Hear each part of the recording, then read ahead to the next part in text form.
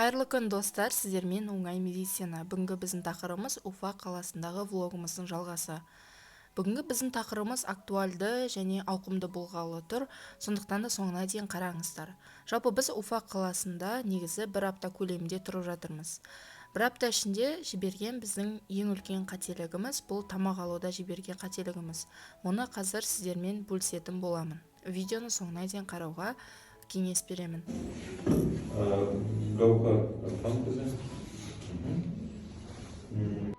Кешкі 8-9 шамасында үйге ең қажетті тамақтарды сатып алдық. Себебі енді үйде азық-түлік таусылуға жақындап қалған еді. Енді сосын дүкенде скидкамен тұрған тамақтарды көріп, жаңағы қуанып, соның барлығын алып жүрсек, оказывается, олардың да бір ойлағаны бар екен.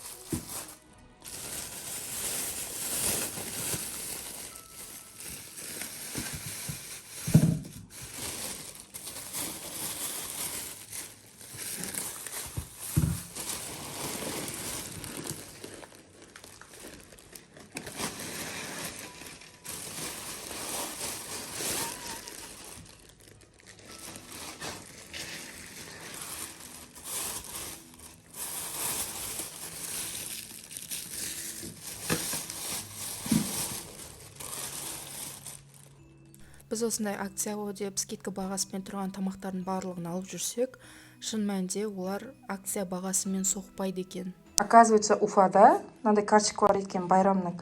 Бұл карточка қалай действовать етеді? Мысалға, мынандай альпенгуртты біз бағана алдық, иә? Бұл альпенгурт где-то 49 рубль. Бұл почти теңгемен 350 сондай теңге екен. Ал бұл егер де мына карточканы, то есть мына карточкаға соқпайтын болсаң, то есть скидкамен болды ғой 49. Бұл карточканы соқпайтын болсаң, бұл 99 болады екен. Өзінің бағасы болады екен, 100 рубль болады екен. Ол где-то біздің бағамыз 800 сондай теңге болады екен. Біз осы Уфа қаласына келгенде ең жіберген үлкен қателігіміз осы карточканы алмаған себебіміз екен. Бір жағынан да бізге кассадағылар да ештеңе айтқан жоқ. Қазір бағасын есептеу барысында шамамен қай жерден қателік жібердік, соның барлығын қарайтын боламыз. Осы шоколадты алу барысында сол қатеден жібердік. Қалғандар сол үйге керек заттар көбінесе.